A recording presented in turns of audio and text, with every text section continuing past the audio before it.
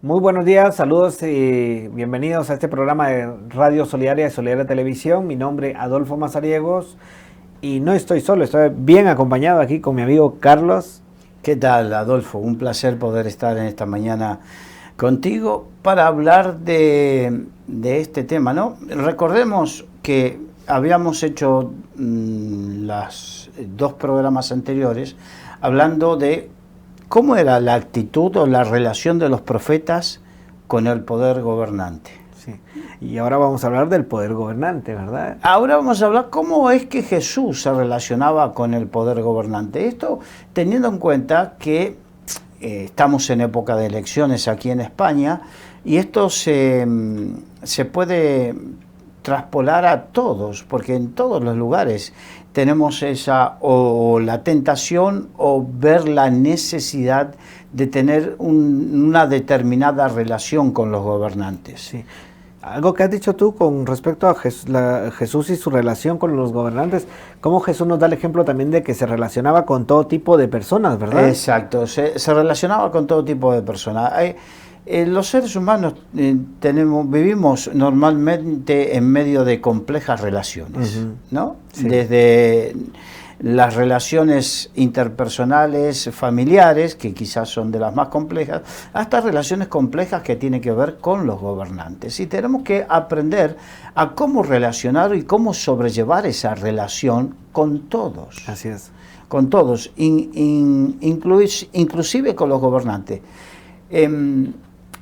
Recordemos que dentro del mundo evangélico, dentro del mundo cristiano, hay quienes lo ven eso como lo peor de lo peor. Sin embargo, y hay otros que lo ven como que hay que involucrarse. Y hay algunos que se posicionan con determinado, y esto lo voy a repetir más adelante, se posicionan con determinada ideología o partido político como, este es el contexto de España, somos del Real Madrid o somos del Barcelona.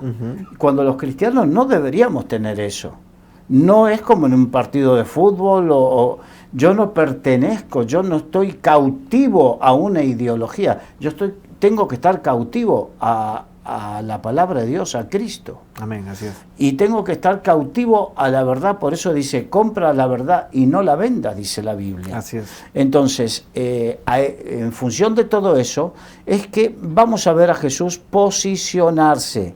Ahora, tenemos que entender que el poder, por poder se entiende la capacidad para imponer comportamientos a otros, y lo estamos viendo como desde el poder con ciertas leyes imponen ciertos comportamientos. Y se diferencia el poder de la autoridad como la posibilidad de conseguir obediencia por cierta capacidad intrínseca. Y tenemos el ejemplo de Jesús. Jesús hablaba y decía, la gente lo escuchaba y decía, este habla como quien tiene autoridad, no como los... Y había una comparativa porque la gente percibía esa autoridad en Jesús. Entonces vemos que poder y autoridad van separados, aunque el Señor estaba todo junto, ¿no? Pero hablando del poder gobernante. El poder puede estar respaldado por una autoridad cuya naturaleza puede ser muy diferente o puede apoyarse solamente en la fuerza. Y la autoridad puede estar desprovista de poder y el reinado de Dios supone la confrontación de los imperios que había oprimido por el poder, en el poder judío. Los judíos se enfrentaban al poder opresor de Roma. Ese es el contexto donde se desarrolla toda la historia. La historia de lo que vamos a ver, que es cuando Jesucristo estuvo aquí en la tierra. Porque cuando apareció Jesús, anunció el reino de Dios y al pueblo de Israel que se debatía en esa situación crítica de relación con Roma. Ahora, vamos, por ejemplo, Mateo 12, 24. Sí. Lee, por favor. Mateo capítulo 12, versículo 24. Mas los fariseos, al oírlo, decían, este no echa fuera los demonios, sino por Belcebú, príncipe de los demonios. Vemos que Jesucristo se veía confrontado, no confrontado, sino que no lo entendían, lo malinterpretaban. Marcos 1:22. Marcos 1:22. Y se admiraban de su doctrina, porque les enseñaba como quien tiene autoridad y no como los escribas. Esto es lo que hablábamos, ¿no? Sí. Así veían al Señor Jesús. Marcos 1:27. Y todos se asombraron de tal manera que discutían entre sí diciendo, ¿qué es esto? ¿Qué nueva doctrina es esta que con autoridad manda aún a los espíritus inmundos y le obedecen? Ahora, vemos que tenemos más versículos bíblicos donde de repente la gente no entendía con qué autoridad o el poder o la autoridad que emanaba de Jesucristo. No es una autoridad legal porque Jesús no puede presentar nada que lo acredite, ni su conocimiento, ni sus estudios, ni su descendencia directa del cielo. Tampoco goza de una autoridad tradicional que le podría conferir, por ejemplo, el ser un patriarca de determinada familia, un linaje, que se le atribuye a una autoridad hereditaria, como en el caso de la tribu de Leví, la tribu sacerdotal. Entonces podríamos decir que es una autoridad espiritual la que tenía Jesús, y eso tenemos que entenderlo nosotros. Una autoridad espiritual que tiene sus raíces en su relación directa y profunda con Dios, y la gente percibe esa autoridad. Los evangelios usan la palabra griega exousia o exousia. Ousia designa lo que se es o lo que se tiene, y ex indica procedencia. Entonces, exousia es la autoridad que le sale de adentro, que emana de Jesús, emanaba autoridad. Y en sus palabras y acciones Jesús mostraba de forma transparente una profunda experiencia de relación con Dios, y por esto explicaba su autoridad. Mateo 11:27. Mateo 11:27 dice, todas las cosas me fueron entregadas por mi Padre. Todas las cosas. Todo. Todo. Esa autoridad que él tenía le fue entregada por su Padre. Y nadie conoce al Hijo sino el Padre, ni al Padre conoce a alguno sino el Hijo, y aquel a quien el Hijo lo quiera revelar. Bien, ahora, Jesucristo mostró una autoridad sin poder coercitivo.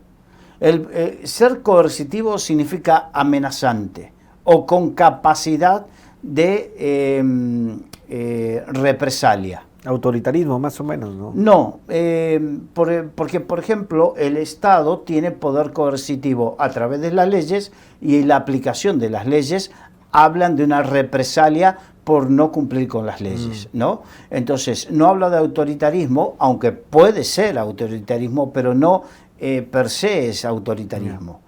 Entonces, Jesucristo tenía la autoridad de la verdad y de una vida de ejemplo. No se puede tener autoridad sin ser ejemplo. Eso. Entonces, y él rechazaba el poder coercitivo, como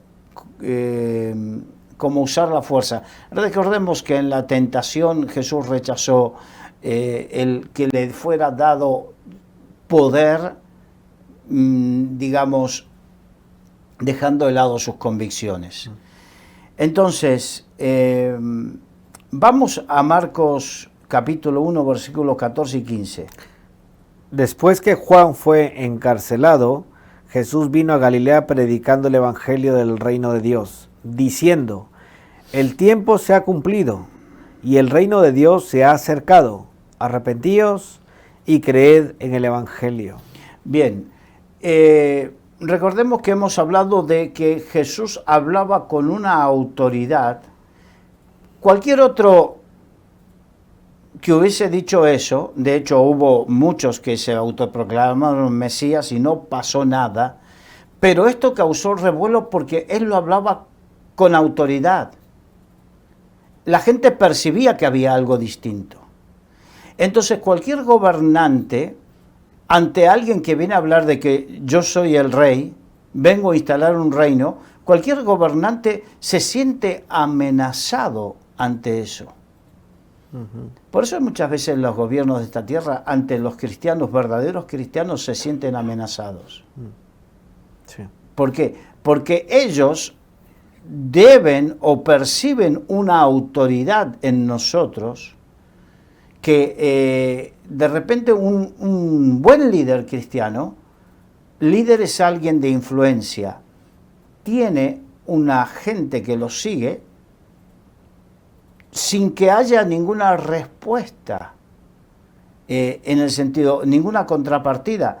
A un pastor no lo siguen porque el pastor le da dinero, no le siguen porque el pastor les promete un puesto en algún sitio, no le siguen por eso, le siguen por una convicción en el reino de Dios. Entonces, ese tipo de autoridad que sale de la norma del poder político causa cierto rechazo porque no lo pueden entender, no lo pueden comprender. Sí. Dice, ¿cómo es que le sigue la gente? Porque para que la gente nos siga a nosotros, le tenemos que hacer promesas que muchas veces no las vamos a cumplir, le tenemos que ofrecer cosas, tenemos que tener una serie de elementos. Sin embargo, esta gente no. Y Jesucristo lo que provocó con eso, recordemos, en ese entonces gobernaba el rey Herodes, cuando Jesús vino al mundo. ¿Y qué pasó cuando por medio de los magos de Oriente se enteró Herodes de lo que sucedió, de la llegada? Que vinieron los magos de Oriente, los sabios de Oriente, y le dijeron: venimos a adorar al rey, hemos visto su estrella, entonces venimos a adorarle. ¿Cuál fue la reacción? Mandar a matar a los niños. Mandar a matar a todos los niños. Sí. Entonces, la reacción del poder gobernante para con Jesucristo fue, de entrada, mandar a matarlo. Sí. El Señor hizo la obra de protección, avisándole a José en sueño, y se salieron a Egipto y estuvieron cierto tiempo en Egipto hasta que las cosas se calmaron, hubo cambio de gobierno y bien, vino nuevamente. Entonces, ¿por qué? Y cuando Jesús, eso fue cuando Jesús nació, pero cuando Jesús apareció públicamente en su ministerio, hizo una declaración de autoridad que provocaba a defender su reino. Entonces se sintieron provocados los gobernantes en esa época. Vamos a Juan 18, 33, 36. Entonces Pilato volvió a entrar en el pretorio y llamó a Jesús y le dijo: ¿eres tú el rey de los judíos? Jesús le respondió: ¿dices tú esto por ti mismo o te lo han dicho otros de mí? Pilato le respondió: ¿soy yo acaso judío? Tu nación y los principales sacerdotes te han entregado a mí. ¿Qué has hecho? Respondió Jesús: mi reino no es de este mundo. Si mi reino fuera de este mundo, mis servidores pelearían para que yo no fuera entregado a los judíos. Pero mi reino no es de aquí. Bien, cuando el Señor respondió: mi reino no de este mundo, en esencia le estaba diciendo a Pilato que no necesitaba ninguna defensa terrenal porque su reino no era de este mundo. Entonces, había admitido que él era jefe de un imperio, pero uno al que Roma tuviera que temer, no tuviera que temer como rival político militar. Si su reino fuera de este mundo, sus siervos habrían estado dispuestos a luchar para defenderlo. Ahora, la declaración de mi reino no de este mundo se relaciona con el origen y la naturaleza de Cristo, no con la ubicación territorial, ¿no? Hace unos meses atrás, cuando hicimos una serie acerca del reino de Dios, explicamos que la palabra mundo, por ejemplo, es la palabra cosmos, y no tiene que ver con el planeta Tierra. El planeta Tierra es un lugar físico, pero el cosmos es un lugar espiritual o de línea de pensamiento que se encuentra en el lugar físico. Sí, el sistema de este mundo. En el sistema de este mundo. Ahora, cuando Jesucristo vino y habló, mi reino no es de este mundo, dijo, mi reino no es de este cosmos, de este sistema. Entonces Jesucristo lo que vino fue precisamente a confrontar sistemas, un sistema de vida con otro. Entonces, la autoridad y el poder del reino de Jesucristo provienen de Dios Padre y Jesucristo es el jefe y no es de origen humano, sino de origen divino. Ahora, cuando nos relacionamos con aquellos que ostentan la autoridad política, nunca podemos olvidar esta enseñanza. Significa, pertenecemos a un reino que no es de este mundo. Pertenecemos al reino de los cielos. Por lo tanto, nosotros, si algún cristiano quiere entrar en la actividad política, no quiere decir que no pueda hacerlo. Pero recordar que siempre la prioridad tiene que ser el reino de los cielos. Ahora voy a algo más duro. Esto es mi pensamiento, lo que yo considero a la luz de la palabra de Dios. Cuando dije así en algunos programas anteriores, hay alguno que escribió diciendo, no importa lo que tú piensas, sino lo que dice la palabra de Dios. Perfecto. Yo voy a hacer la aclaración. Esto es lo que yo pienso conforme a lo que entiendo de la palabra de Dios. Si alguien quiere entrar en política, perfecto. Ahora, que un siervo de Dios deje el llamado al servicio para entrar en política, eso... me hace acordar un famoso pastor que dijo, cuando le hicieron la pregunta si iba a entrar en política, él dijo, yo formo políticos. Este hombre se dio cuenta que él estaba en un reino superior y que desde su posición superior tenía más influencia que en la política. Por eso tenemos que tener cuidado, aquellos que tienen el llamado a ser siervos de Dios, tener cuidado con la apetencia política.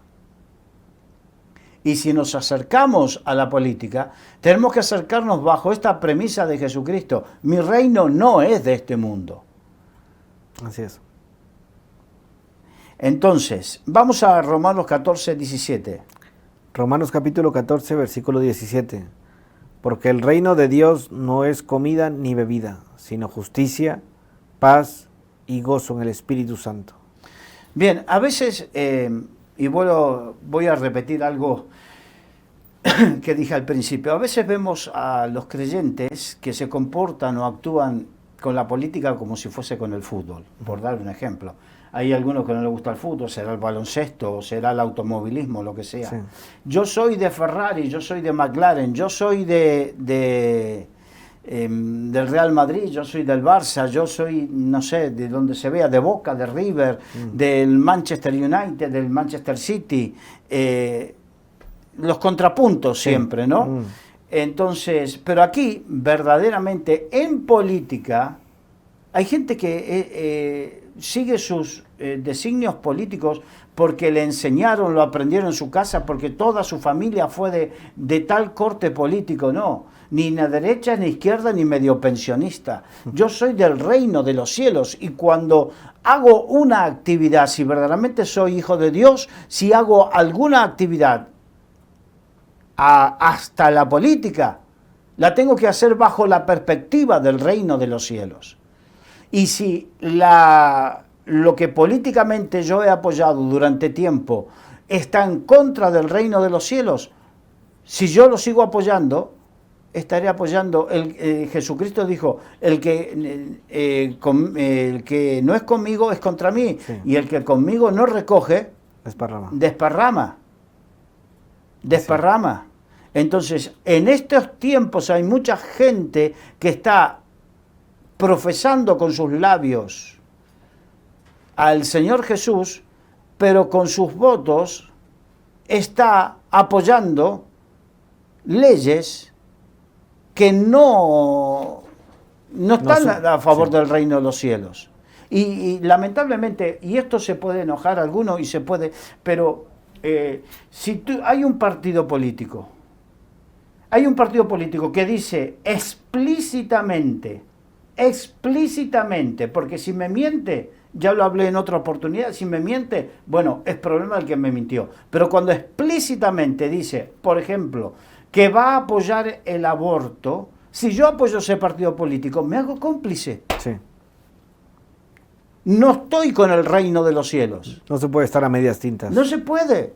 Entonces, y ahora va un mensaje para el Tribunal Constitucional de España, porque quieren aprobar el aborto como derecho. Podrán hacerlo, tienen el poder coercitivo para hacerlo, pero no tienen la autoridad del cielo. Y un día tendrán que rendir cuentas delante de Dios por el mal uso de la autoridad que están teniendo. Sí. Como magistrados, como jueces, hay un juez superior que está sobre ustedes y ante el cual tendrán que rendir cuenta. Porque que sea legal no significa que sea correcto. Así es. Entonces, vamos a Juan capítulo 2, versículos 15 al 17. Primera de Juan capítulo 2, del 15 al 17. No améis el mundo ni las cosas que están en el mundo. Si alguno ama el mundo, el amor del Padre no está en él. Porque todo lo que hay en el mundo, los deseos de la carne, los deseos de los ojos y la vanagloria de la vida, no provienen del Padre, sino del mundo. Y el mundo pasa y sus deseos, pero el que hace la voluntad de Dios permanece para siempre. Creo que está muy simple, ¿no? Y muy claro, sí. Vamos a transliterar. No améis al cosmos, ni las cosas que están en este cosmos, en este sistema. Si alguno ama este sistema, el amor del Padre no está en él. Sí.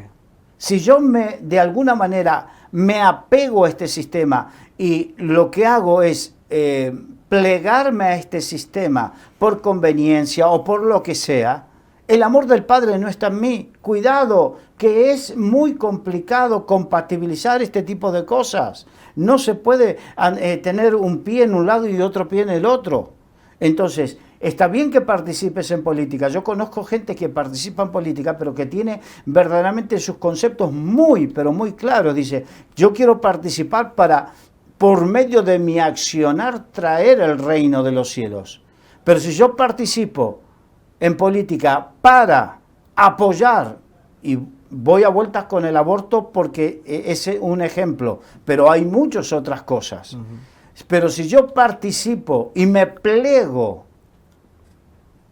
porque lamentablemente hoy en día en los partidos políticos, la democracia interna en la mayoría de los partidos políticos no existe. Ahora existe lo que es el rodillo. De tal manera, lo que se dice aquí en España, el rodillo político. Estás con nosotros. En el Partido Socialista, por ejemplo, se hizo famosa una frase, no sé si era de Alfonso Guerra, que dijo: el que se mueve no sale en la foto. Como diciendo, el que disiente aquí no tiene espacio, sí. No apareces más. Entonces, tenemos que tener cuidado si nosotros, por salir en la foto, por querer estar y poder participar, nos callamos de nuestras convicciones y nos plegamos a este mundo. Así es. Tenemos que tener cuidado. Vamos, Mateo capítulo 28, versículos 16 al 20. Mateo 28, del 16 al 20. Pero los 11 discípulos se fueron a Galilea, al monte donde Jesús les había ordenado. Y cuando le vieron, le adoraron. Pero algunos dudaban, y Jesús se acercó y les habló diciendo: toda potestad me es dada en el cielo y en la tierra. Por tanto, id y haced discípulos a todas las naciones, bautizándolos en el nombre del Padre, y del Hijo, y del Espíritu Santo, enseñándoles que guarden todas las cosas que yo os he mandado. Y aquí yo estoy con vosotros todos los días hasta el fin del mundo. Amén. Bien, aquí tenemos la gran comisión, vista desde el punto de vista de Mateo, ¿no? La que más se predica es Marcos 16. Sí. Pero aquí donde Jesucristo, por eso tomé este versículo, porque aquí Jesucristo dijo, toda potestad, toda exousia, toda autoridad y poder, potestad es autoridad y poder, me es dado en el cielo y en la tierra. Sobre todo. Sobre todo. Y esa autoridad le fue conferida a la iglesia precisamente con un propósito. Y eso es lo básico que no debemos olvidar en la actividad que vayamos a hacer. Cualquiera sea la actividad a la cual nos vamos a plegar. Como iglesia no podemos. Si tú quieres ser médico, si tú quieres ser ingeniero, si tú quieres ser lo que seas y eres cristiano, no tienes que olvidarte cuál es el propósito principal. Hay gente que, hablando de un médico o un ingeniero, que lo que quiere es tener una buena conciencia para con Dios, Sí. Trabajar, ir a la iglesia, participar del culto, participar de alguna cosilla por ahí, dar su ofrenda y su diezmo que no falten, pero su corazón no está en el reino de los cielos. La Biblia dice que donde está tu tesoro, Ahí está tu corazón. allí está tu corazón. Y verdaderamente en Jesucristo su corazón estaba en el reino y estaba en las almas, de tal manera que Jesucristo miraba a la multitud y se compungía porque las veía como ovejas que no tenían pastor. La cuestión es que tú y yo tenemos que tener esa misma visión, tenemos que tener ese mismo sentir. Haya en vosotros el mismo sentir que hubo en Cristo Jesús. Amén. Si no tenemos el mismo sentir que hubo en Cristo Jesús, por más que vayamos a la iglesia, nuestro corazón está en otro lado, nuestro tesoro está en otro lado, por lo tanto nuestro corazón está en otro sitio. Así es. Y me viene el ejemplo del joven rico, ¿verdad? Porque el joven rico vino a Jesús, pero ¿cuál era su corazón? ¿Cómo estaba la intención de su corazón? Yo he hecho cosas buenas, y le dijo al Señor, muy bien, pues vende todo lo que tienes y dáselo a los pobres, ¿verdad? ¿Hasta qué punto llegó el rico y dijo, se fue triste, se volvió triste porque su corazón no estaba... Claro, el tema es ese. El tema no es que el Señor estaba en contra de las riquezas. No malinterpretemos. No está en contra de las riquezas. Y cuando dijo, cuán difícil que es que un rico entre en el reino de los cielos, bueno, es verdad. Pero no por eso es difícil solamente para los ricos. La cuestión está en dónde está nuestro tesoro, porque para algunos sus tesoros son las riquezas y para otros el tesoro es la fama. Y para otros el tesoro es la belleza corporal o el físico, el hedonismo. Sí. Para otros el pasarla bien, para otros su tesoro es la familia y para otros su tesoro es el coche. ¿O no? Sí, una casa. Una casa. Entonces, el problema es cuál es tu verdadero tesoro. Entonces, donde está tu tesoro, allí está tu corazón. Sí. Y la cuestión es que aquí Jesucristo, Él mostró que la autoridad que le fue dada a la iglesia, que le fue conferida, que Él tenía, cuando Él resucitó, Él, por el poder del Espíritu Santo, Él venció a la muerte, al pecado y a Satanás, y resucitó de entre los muertos, y ahí le fue dada, restaurada toda la autoridad. Recuerda cuando Jesucristo dijo, Señor, restáurame con la gloria que tenía al principio cuando estaba contigo. Sí. Bueno, entre eso estaba esto, la autoridad, la potestad, la autoridad. Y le fue restaurado. Pero con esa autoridad lo que hizo fue compartirla con la iglesia, pero con un propósito. No es para que seas el mejor ingeniero y seas el más famoso de los ingenieros. No es para que seas el mejor de los médicos. No es que está mal, pero si el propósito es la medicina o la ingeniería, o tú que eres profesor, el mejor profesor de matemáticas per se, o tu propósito es, a través de lo que hago, llevar el reino. Darle la gloria a Dios, ¿verdad? Exacto. E instalar el reino, ayudar a que se propague, trabajar para la propagación del reino. Amén. Entonces, esto es lo que el Señor le dijo a los 11, porque ya en ese momento Judas no estaba, ya lo había traicionado, ya se había ahorcado, en fin. Entonces, el propósito del Señor nunca lo perdió y se lo trasladó a la iglesia. Él vino con el propósito del reino y le trasladó a la iglesia su autoridad para cumplir con el propósito que es el reino de los cielos.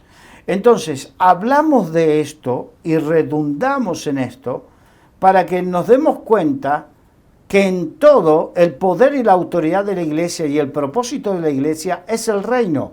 Y si cuando mi actividad o mi acercamiento a la política sea desde el mero hecho de depositar mi voto a la participación o acercamiento a los políticos, no es con la visión del reino, estoy equivocado. Amén. Estoy equivocado. Entonces, la visión, así como he hablado del ingeniero y del médico o del profesor de matemáticas, solamente para dar ejemplos, no quiere decir que exclusivamente ellos, es para dar un ejemplo que si era para ellos, ¿cuánto más para la política? La política no es un fin en sí mismo para los cristianos, sino para la extensión del reino. Y si me acerco a un político con la visión de acercarme a él a ver si puedo sacar algún provecho y no extender el reino, me estoy equivocando. Porque creo que Dios es más que suficiente para que no dependamos de los políticos. Amén. El propósito es extender el reino de los cielos. Así es. Buscad primeramente el reino de los cielos Y su justicia. y su justicia, y todo lo demás vendrá por añadidura. Así que el propósito de todo para Jesucristo era el reino. Inclusive cuando él trataba con los políticos. Sí. Él no le importaba, ciertas cosas. Él no buscaba nunca su protagonismo. No. De hecho, él cuando hacía algunos milagros decía, no lo digáis. Entonces podemos ver a esa actitud de Jesús de no estar buscando protagonismo. No. De hecho, él se escapaba. Cuando a él lo querían hacer protagonista y poner en alto por los milagros que hacía, él se escabullía. Sí. Él no quería. Él no quería. Entonces, no hay nada sobre lo que Jesucristo, tras la victoria en la cruz, que no tenga poder y autoridad. Sí. Todo, absolutamente todo está bajo su dominio y señorío. Y recordemos que esto se lo trasladó a sus discípulos, a los 11 dice ahí, pero a su vez para que los discípulos se lo vayan transmitiendo en el tiempo a los que habrían de creer por el Evangelio hasta hoy. Y será hasta el fin de los tiempos. Amén. Entonces, vuelvo a decir, involucrarse en política, los creyentes, sí, no pierdas la visión de quién eres y de que hay cosas que puedes apoyar y hay cosas que no puedes apoyar y que abiertamente te tienes que imponer. Y que si callas, otorgas. Así es. Que si no haces valer tu voz, otorgas. Lo vamos a ver más adelante. Y en cuanto a los siervos de Dios, aquellos que tienen un llamado de parte de Dios, dejar el llamado. Yo me acuerdo en Guatemala, en tu tierra, un famoso pastor que yo conocí personalmente y un maestro de la palabra que dejó la política para dejó el ministerio para la política. Dejó algo superior por algo de menor rango. Sí. Dejó lo del reino de los cielos por lo del reino de esta tierra. Y al final no hizo ni una ni la otra. Los resultados son los que hablan por sí solos, ¿verdad? Porque al final si tomas una mala decisión, el resultado no es productivo. Exacto. Entonces, bueno, vamos a 1 Timoteo capítulo 2, versículos 1 al 7. Exhorto ante todo a que se hagan rogativas, oraciones, peticiones y acciones de gracias por todos los hombres, por los reyes y por todos los que están en eminencia, para que vivamos quieta y reposadamente en toda piedad y honestidad, porque esto es bueno y agradable delante de Dios nuestro Salvador, el cual quiere que todos los hombres sean salvos y vengan al conocimiento de la verdad, porque hay un solo Dios y un solo mediador entre Dios y los hombres, Jesucristo hombre, el cual se dio a sí mismo en rescate por todos, de lo cual se dio testimonio a su debido tiempo. Para esto yo fui constituido predicador y apóstol. Digo verdad en Cristo y no miento, y maestro de los gentiles en fe y verdad. Bien, ahora, aquí nos enseña que si queremos vivir quieta y reposadamente una vida tranquila, si se quiere vivir una vida pacífica en esta sociedad, en toda piedad y honestidad, debemos orar por los gobernantes. Por tanto, de lo que una sociedad es, como bien lo sabemos, es un resultado directo de sus gobernantes. La sociedad es como son sus gobernantes. Sí. Ahora, recordemos que los gobernantes salen del medio de la sociedad, porque esto no es algo hereditario, no es una monarquía hereditaria, son elegidos. Dios quiere que oremos por aquellos que nos gobiernan, perfecto. Ahora, el contexto sigue siendo la salvación, o sea, el reino de los cielos. No debo orar para que a ellos les vaya bien porque sí. Debo orar, y acá debemos ser honestos, debo orar con la misma fidelidad y fe a esta palabra, si son o no son del partido político que a mí me gusta o me siento representado. Por ejemplo, solamente por dar un ejemplo, hoy en día aquí en España gobierna el PSOE, y el Señor nos manda a orar por estos gobernantes, aunque no nos guste lo que esté haciendo, aunque estemos diametralmente opuestos. Capaz que lo hacen así porque no oramos lo suficiente. Entonces, aquellos cristianos que se sienten socialistas ahora se sienten representados y oran. Pero si mañana cambia de gobierno y entra otro, ¿orarás con la misma fe y el mismo fervor? Entonces, este es lo que significa. Ahora, lo que es fascinante es que de este mandato es que el rey entonces era Nerón. Estamos hablando que esto le escribió Pablo a Timoteo mientras gobernaba Nerón en Roma. Entonces el apóstol Pablo está llamando a los cristianos a orar por la salvación de Nerón. ¿Por qué es eso tan extraño? Nerón fue un gobernante tan miserable. Terrible, sí. Que es imposible concebirlo. Obviamente Nerón era un pagano romano de lo más rancio, ¿no? Por ejemplo, él asesinó a su propia madre. Nerón asesinó a su propia madre. A su vez, su madre era su amante, para que veamos qué perturbado estaba este hombre. A la edad de 15 años, Nerón se casó con su hermanastra, después se divorció de ella, y después la desterró, y luego le cortó las muñecas, y luego la asfixió. Y en un último acto indigno, la decapitó. Recordemos que era su hermanastra y que había sido su esposa. Nerón se casó con otra esposa y la asesinó a patadas cuando estaba embarazada. Mató a sus seres queridos más cercanos y se volvió a casar. Nada más que la próxima vez que se casó con un hombre castrado, vestido con un vestido de novia en una ceremonia de boda completa.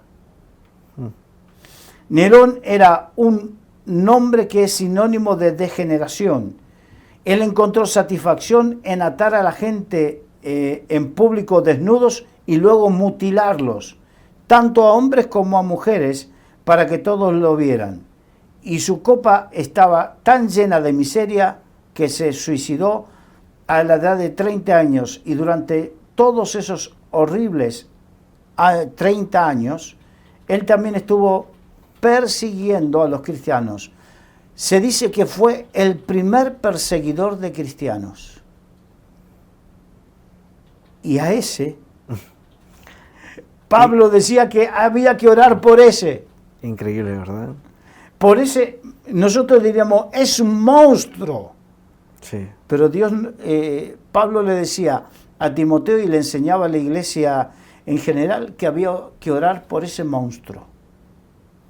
Por eso la gran pregunta es, ahora los que estamos en contra de las leyes que se están haciendo en este gobierno, ¿oramos por este gobierno? ¿O solamente oramos por aquellos que nos gusta? Tú que eres socialista, y volviendo, solamente lo tomo como ejemplo, por favor.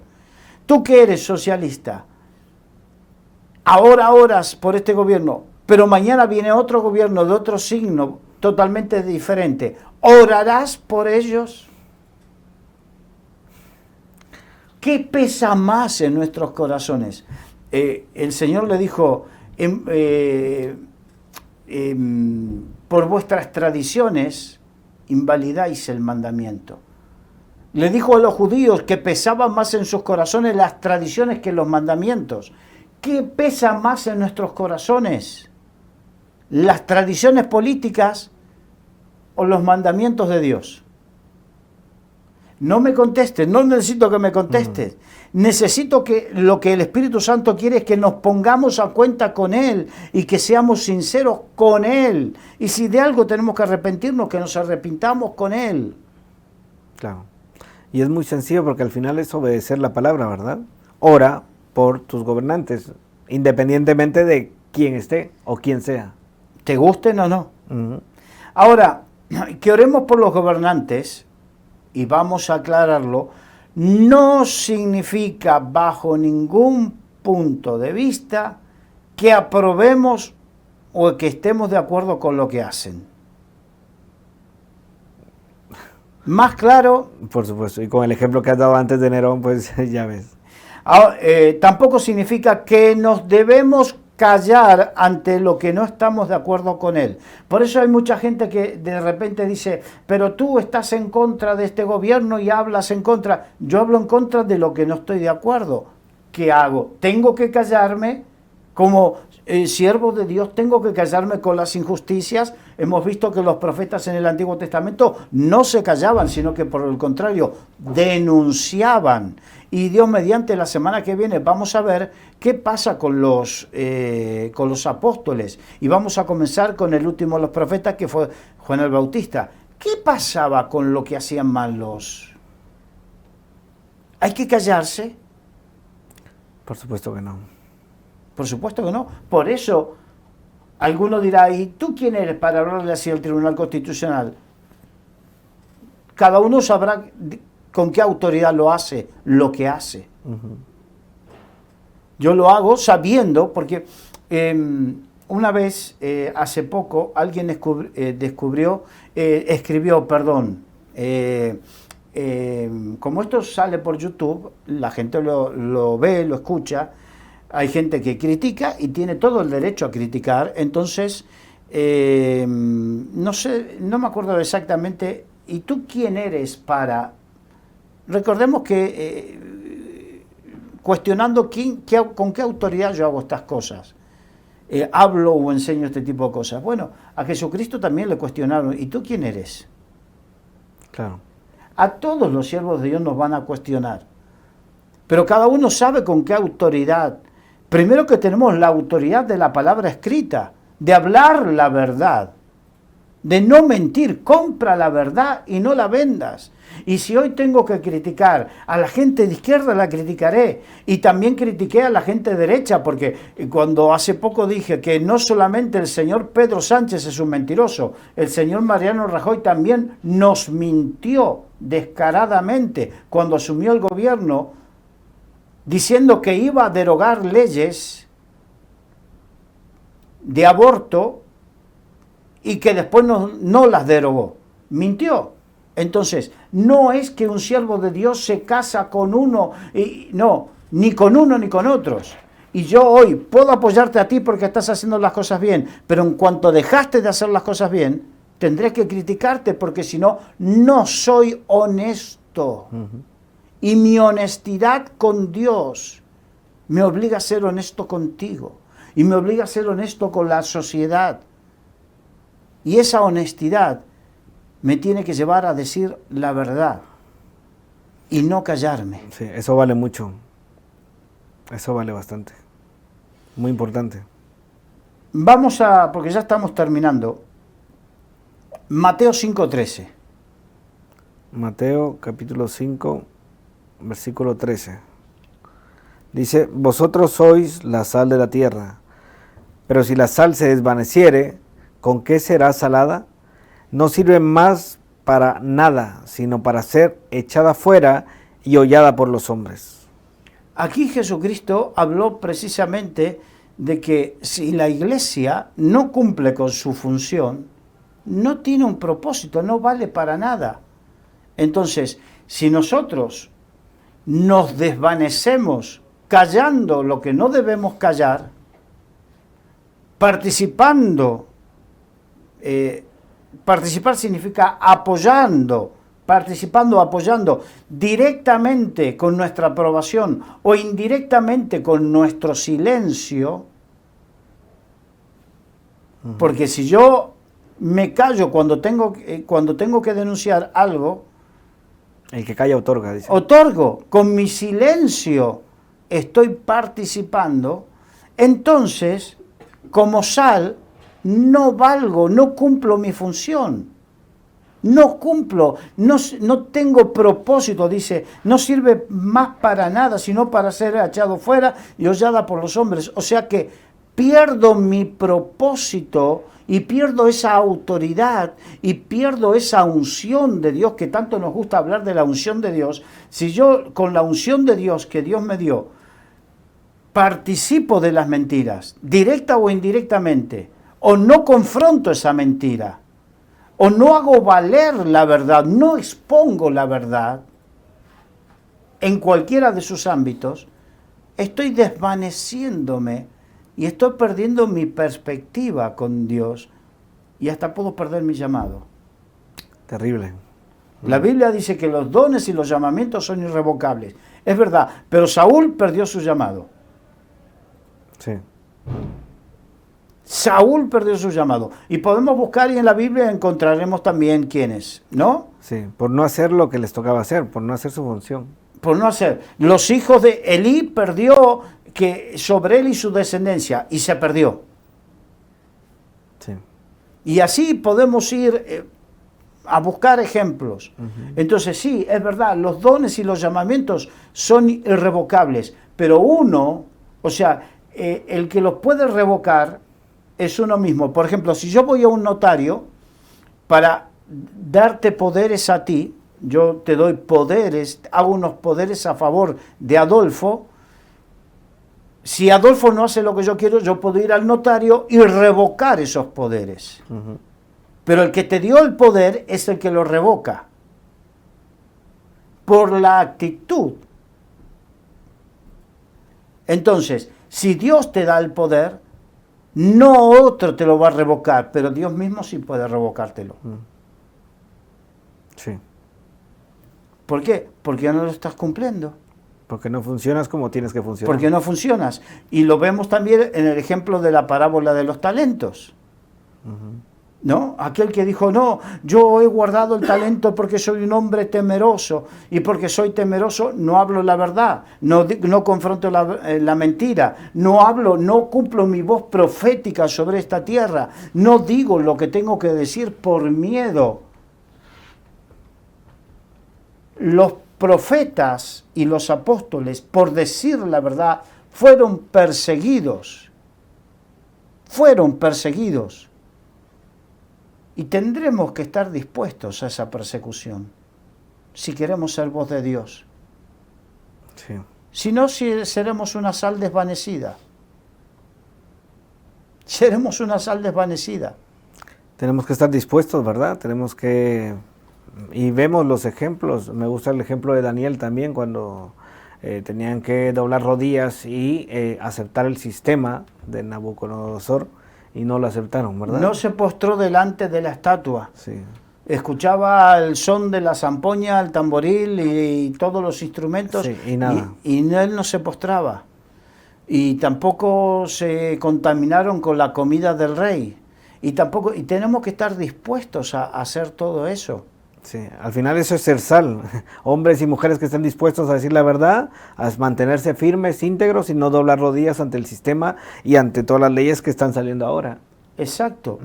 No doblar rodillas y no apoyar, porque hay algunos que apoyan. Terrible. Sí. Por eso estas charlas que estamos teniendo son para que abramos los ojos, porque si queremos tener alguna relevancia, la relevancia no la vamos a tener porque nos acerquemos a todo lo cual poder político. La relevancia la vamos a tener porque actuemos con la autoridad que Dios nos da. Si queremos edificar, que avance el reino de los cielos, pues tenemos que ser sal y funcionar así. Exacto. Y para funcionar, no puedo funcionar con la mentira o con la media verdad, tengo que funcionar con la verdad completa. Así es.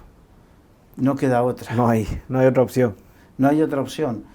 Por eso, y ya terminando, tenemos este compromiso con Dios y no podemos soslayarlo, que tiene que ver con el llamado de Dios a hablar la verdad. Así es. Y bueno, como cristianos tenemos una tarea que lo hemos leído antes también, y es, pues, es verdad, tenemos que orar por el gobierno, ¿verdad? Sabemos que Dios es el que quita y pone también gobernantes. Pone y quita gobernantes. Así que oremos y estamos también a las puertas de elecciones ya dentro de poco también, ¿verdad? Sí, pero hay algunos que no consideran que esto es un tema oportunista, sino que es un tema que nos tiene que llevar a centrarnos permanentemente en todo, en todas las áreas de nuestra vida. Tenemos que evaluar si estamos a favor del reino o en contra del reino. Tenemos que tener sabiduría, discernimiento y saber a quién dar nuestro voto, ¿verdad? Como responsabilidad que tenemos también, y orar por el gobierno, ¿verdad? Jamás te voy a decir por quién tienes que votar. No, eso es de cada Tampoco uno. por quién no tienes que votar. Lo que te voy a decir es llevarte a la palabra y a confrontarte con la ideología y la palabra de Dios. Así es. Bueno, la palabra es la guía. Es la guía. De ahí en más es responsabilidad de cada uno con el Señor. Así es. Bueno, Carlos, muchas gracias. Un placer. Y a todos los que nos escuchan y nos ven, Dios les bendiga y nos vemos hasta la próxima.